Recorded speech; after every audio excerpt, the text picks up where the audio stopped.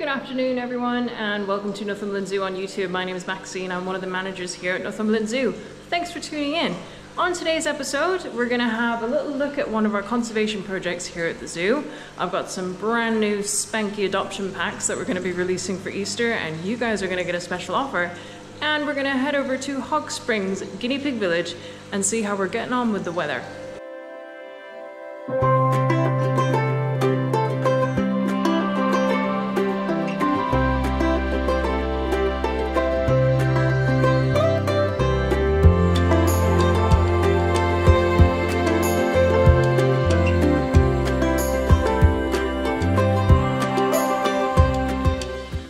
So I'm just down here in our British Wildlife Building and this is where we've got the white-clawed crayfish. Now white-clawed crayfish are a native species, they are endangered. Their populations are at risk because of the invasive signal crayfish, which is a North American species, which is considerably bigger than the white-clawed crayfish.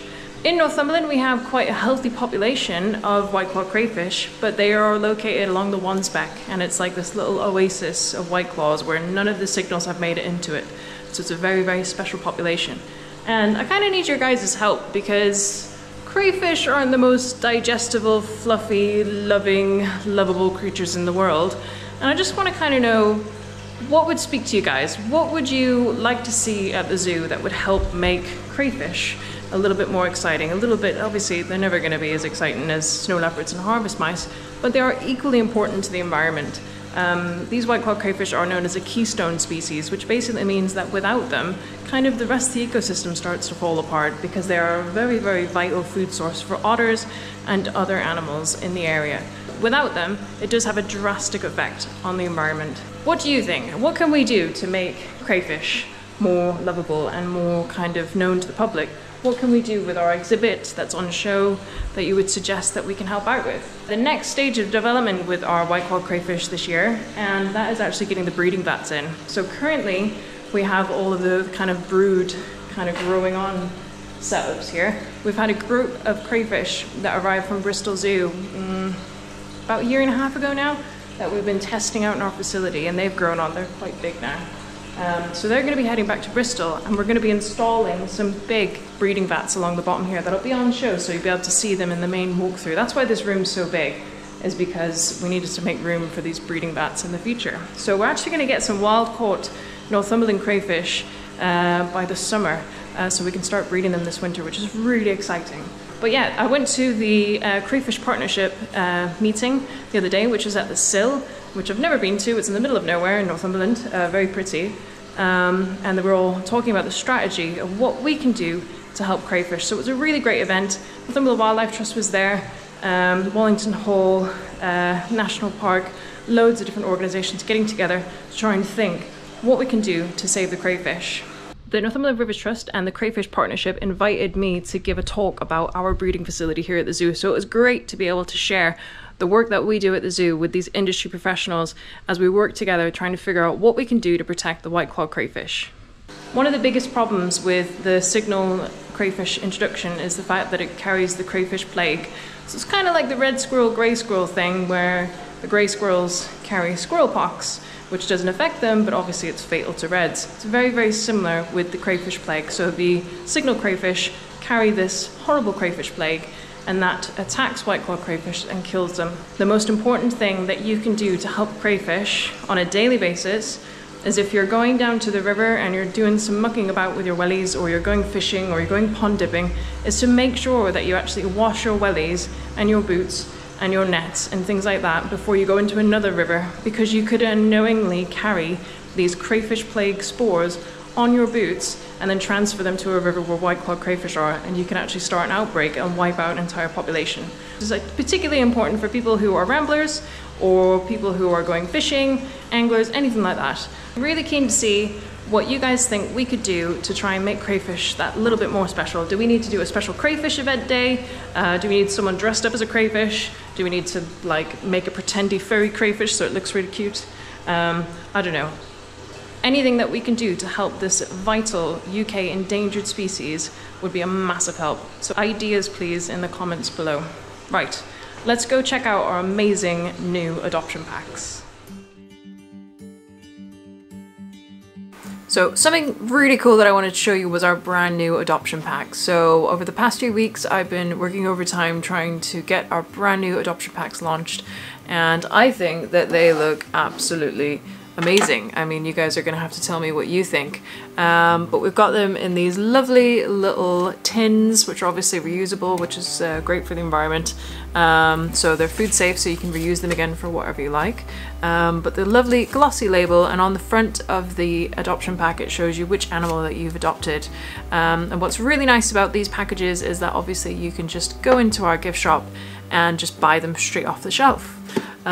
So on the actual adoption pack thing, there's a little advert for our YouTube channel. On the back there's a little listing of what you get in the adoption pack. And yes, do you want to see what's inside? I bet you do. Right, so I'll do a quick opening up for you. So it's got a lovely hinge lid. So I know one thing that you guys have really been wanting is bat adoptions, so I delivered. So check this little guy out.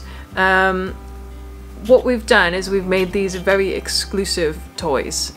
So actually these are only available within the adoption packs, and we've added our own little Northumberland Country Zoo kind of leather badge thing to his neck there. So he's completely custom. He's a little bat. He's super cute. So obviously that's your cute factor. You get a super snazzy Northumberland Zoo wristband, so you can sport your support for the zoo when you're out and about. There's an animal related bookmark. So we've obviously got bats, that's upside down, and that's Niklaus, he's one of our bats here at the zoo. You also get a one-day adopter's pass, which is obviously something which we've had in the previous adoptions. So you can redeem that for a ticket to come to the zoo, adult or child, it's up to you. This is the really fancy schmancy bit. So we've had these custom little adoption certificates made, and they are UV spot printed. So they've actually got this kind of shiny, textured feel to them, and they look awesome. And what's really nice is obviously when you come and buy one of these adoptions from our gift shop, you can obviously give this away as a gift. So we've left the little name area blank so you can fill it in yourself and give it to whoever you want as a gift. So there you go. If you buy one off of our website and you do want a specific name put on it, we don't mind filling that in for you, but we will just handwrite it as well. But it's just quite a nice touch that you guys can do it yourself and get them instantly rather than having to wait for us to do them for you.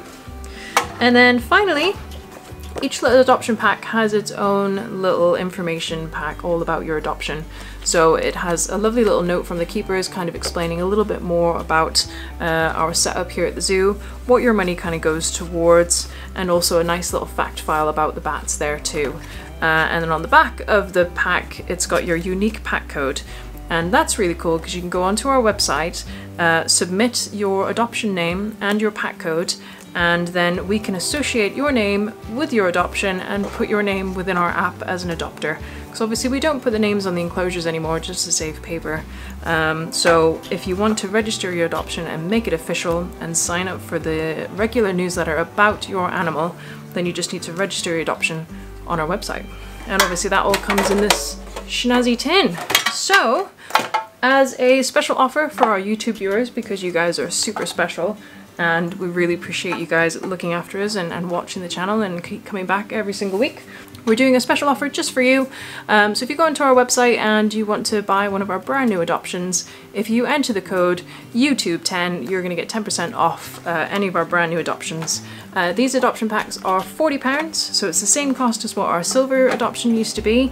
And it's great because it's a great way to support the zoo, and it's a great way for you to get involved and help us keep continuing to do what we do. We've got 5 different animals to adopt at the minute. So we've got the Livingston fruit bats, the snow leopards, capybara, Arctic fox, and raccoons. Those have been our most popular adopted animals in the past, and for now those are going to be the packs that we sell.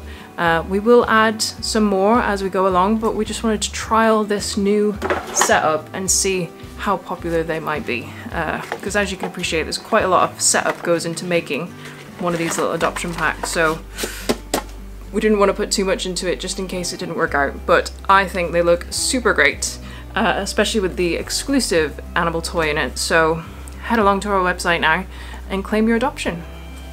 Now, The weather hasn't really improved much. Let's head down to Hog Springs, guinea pig village, and see what's going on. It's time to move the thingy bob. Woohoo!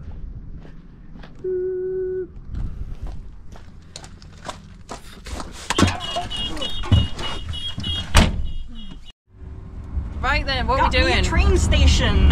We've got a train station. Where are we going? Hence the guinea pigs now to put the train station in place.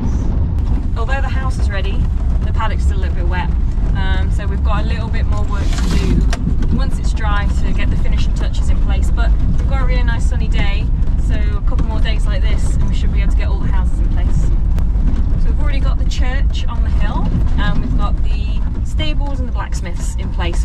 We're about to take the train station down there now. It's about to get wicked bumpy, so I don't know how good your gimbal's pretty decent. Gimbal's amazing. We'll just look like we're getting smashed about. The camera stays in place and we're just getting smashed about. So yeah, hopefully the guinea pigs are coming this week, but the paddock is still pretty wet, so we'll just have to see what happens. We'll see what happens. The house is pretty much there. The house looks amazing.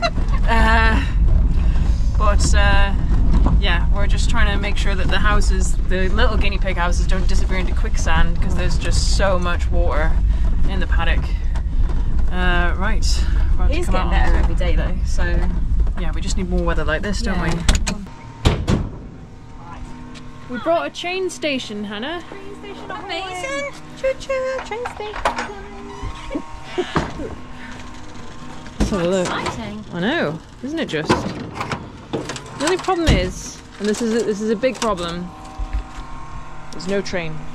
Well, did I say it? Oh yeah, isn't it? Jay came down the other day and said, is there anything I can do to help? And I said, yeah, can you make a steam train? And they were like, yeah? How do I do that? I was like, no, it's up to you. We'll pretend it didn't happen. Are you guys alright with this? Yeah, it's not heavy, it's just massive. Well, it is also heavy. Oh, it is dried up quite a bit, hasn't it? Yeah, it's getting there. Straight across Main Street. Oh dear. Oh, through the quicksand. Main Street's still a bit quicksandy.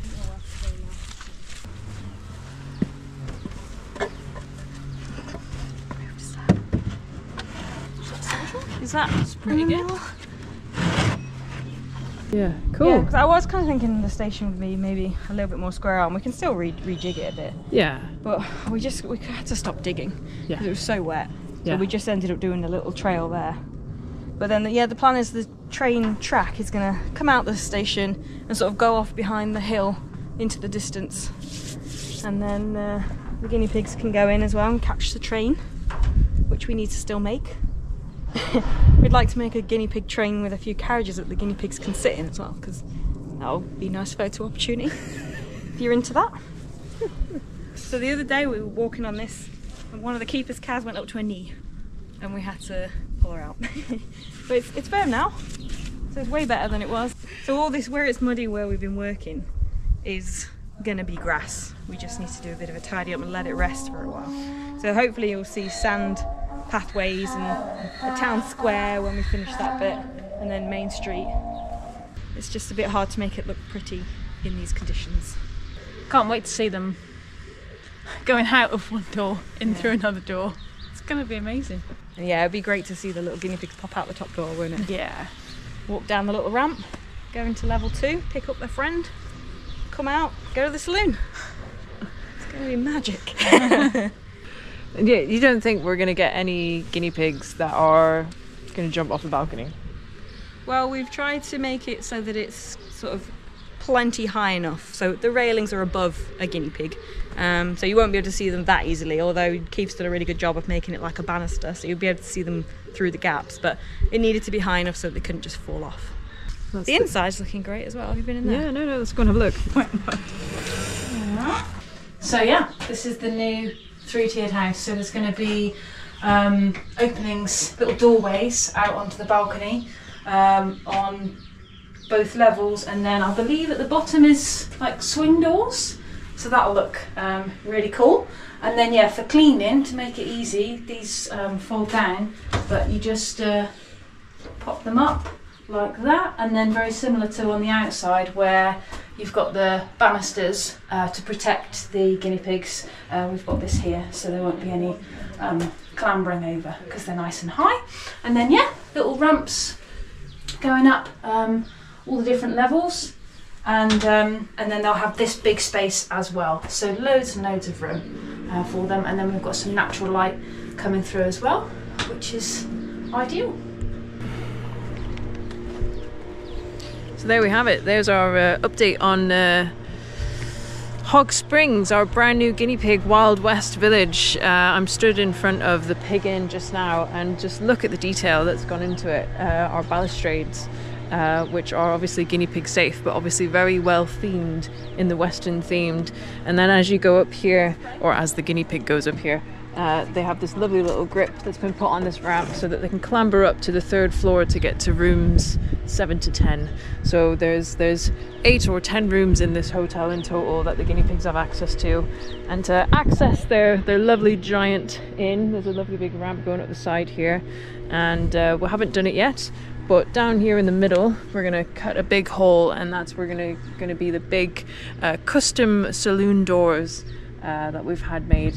That are going to fit in there. So it's coming together really nicely. Obviously the weather has really set us back, so we are planning on getting the guinea pigs in very soon, but it's just whether or not we want to get them in too soon and if we can let them out because the weather's a bit poop.